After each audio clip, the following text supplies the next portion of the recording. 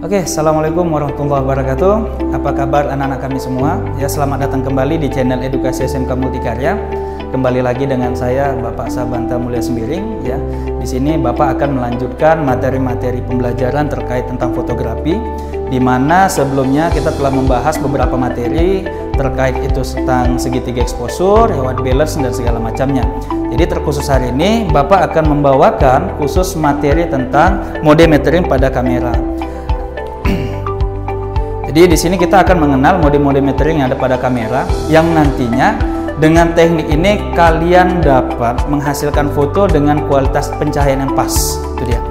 Nah, di sini Bapak akan kembali memflashback ya, membahas kembali tentang materi sebelumnya, di mana materi sebelumnya kita membahas tentang segitiga exposure. Di sini Bapak hanya menggambarkan saja kira-kira gimana ya terkait tentang aperture ya, shutter speed, dan ISO. Di mana yang lalu saya katakan bahwasannya aperture itu adalah seberapa besar lensa terbuka atau tertutup, di mana semakin kecil nilainya maka lensa akan terbuka semakin besar. Kemudian shutter speed yang lalu Bapak sudah jelaskan adalah seberapa cepat atau lambatnya shutter pada kamera terbuka atau tertutup, di mana sebenarnya dari proses yang akan terjadi nantinya sebenarnya adalah hasil cahaya ya yang dihasilkan dari kamera akan berbeda-beda. Dan yang terakhir kemarin Bapak jelaskan terkait dengan ISO, yang mana ISO ini dapat kita definisikan sebagai seberapa sensitif sensor kamera terhadap cahaya. Itu dia, ini dia segitiga exposure. Kemudian materi yang selanjutnya ya yang ada di channel kita juga kalian bisa cek kembali, yaitu mengenai tentang white balance ya. Sesuai dengan artinya ya, white balance ini adalah menyeimbangkan warna putih pada kamera, di mana dengan proses penyeimbangan ini nantinya warna atau tone pada kamera akurasinya tepat. Dan ini wajib kalian pahami karena memang kalau seandainya warna pada kamera salah maka akan menghasilkan foto yang kurang baik. Walaupun pada saat ini banyak aplikasi pengolah foto yang dapat melakukan koreksi pada foto yang kita hasilkan. Tapi alangkah baiknya untuk menghasilkan foto yang baik kita harus men-setting di awal ya, sehingga kita tidak terlalu repot nantinya dalam proses editing. Oke, kita akan masuk ke proses metering pada kamera, di mana di sini kamera yang akan saya contohkan adalah salah satu vendor kamera yaitu Canon, di mana di dalam kamera Canon ini ada 4 tipe metering yang akan bisa kita gunakan. Di mana yang pertama itu adalah evaluative metering. Apa evaluative metering ya? Evaluative metering ini adalah proses metering cahaya di mana kamera mensampel seluruh bagian pada area gambar. Jadi dia akan mensampel seluruh area pada bagian gambar, di mana kamera akan memilih bagian mana yang dirasa sebagai cahaya yang tepat. Ini dia. Walaupun memang tidak selalu cahaya yang dihasilkan tepat, tapi umumnya untuk mempermudah pekerjaan kita dalam pengambilan gambar, umumnya kita menggunakan evaluatif.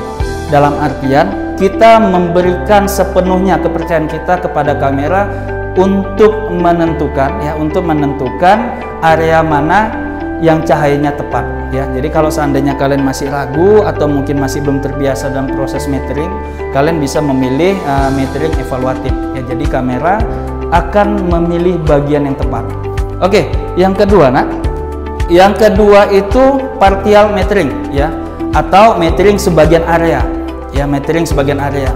Kalau evaluatif tadi seluruh area, sekarang kita ada parsial. Jadi di sebagian area yang mana kamera akan memetering sebagian area dari gambar. Itu dia. Ya, konsepnya sebenarnya sama.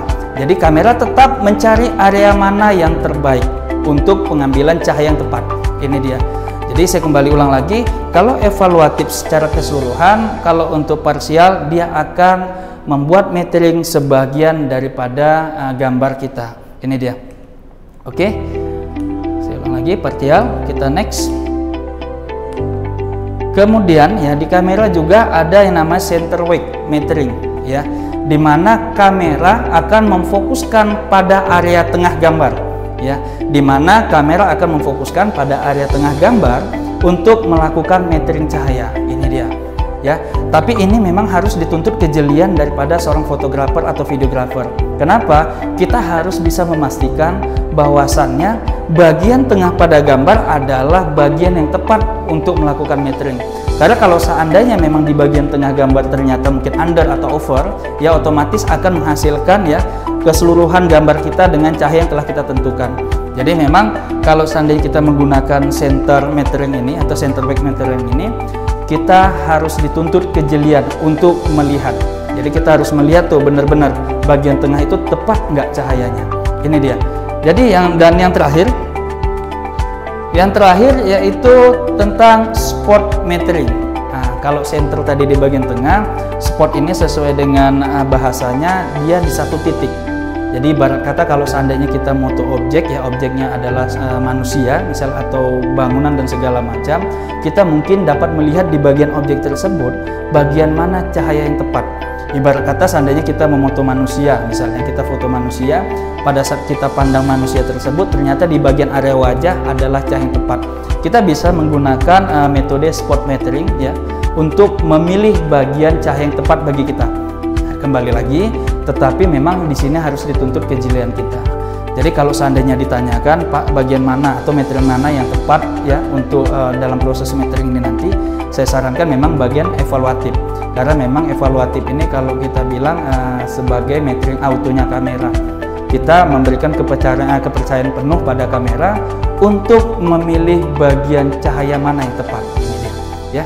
Tapi jika seandainya kalian juga ingin mencoba semua spot metering metering ini, kalian juga bisa memilih untuk mengeksplorasi ya, untuk mengedukasi diri kalian juga gimana kira-kira metering yang tepat. Tapi saya harapkan seluruh metering yang ada di kamera ini dapat kalian uji coba sehingga kalian dapat melihat perbedaan dari hasil-hasilnya nanti. Jadi ini dapat kalian lihat dengan jeli ya pada saat kalian menggunakan evaluatif ya, kalian menggunakan parsial, center wake ataupun spot metering. Dan pada saat kapan kita gunakan, kembali lagi kita harus jeli nih penempatannya ya. Kalau memang seandainya kita mungkin mau moto situasi landscape, mungkin ya kita memoto pemandangan secara umum, kita mungkin bisa lebih memilih pada evaluatif sehingga memang kamera kita percayakan untuk memilih. Cuman memang terkadang dengan evaluatif ini juga tidak seakurat yang kita bayangkan ya, bisa terjadi di bagian langit terkadang bisa overexposure atau di bagian bawah ya, bagian buminya nanti underexposure ya. Jadi kembali lagi, dalam dunia fotografi ataupun videografi yang dituntut adalah kejelian kita, kemudian imajinasi kita dalam menentukan pilihan. Jadi baik itu segitiga exposure ya, white balance ya, dan kemudian metering, ini adalah komponen-komponen ya yang atau pengaturan-pengaturan yang memang sebagai seorang fotografer atau videografer harus bisa menentukan pilihan yang terbaik. Jadi ini anak-anak materi hari ini ya, karena memang terkait metering ini tidak begitu panjang. Jadi sampai di sini pertemuan kita nantinya, dan sehabis ini nanti kita akan membahas kembali fasilitas-fasilitas lain pada kamera ya, seperti picture style dan segala macamnya. Jadi saya harapkan kalian bisa tetap semangat belajar dan tetap aktif untuk melihat video-video pembelajaran. Jadi walaupun kita masih dalam kondisi pandemi corona ya, COVID-19, saya harap tidak melunturkan semangat belajar kalian. Sampai di sini perjumpaan kita ya, jangan lupa untuk tetap belajar ya. Dan saya dengan Assalamualaikum warahmatullahi wabarakatuh.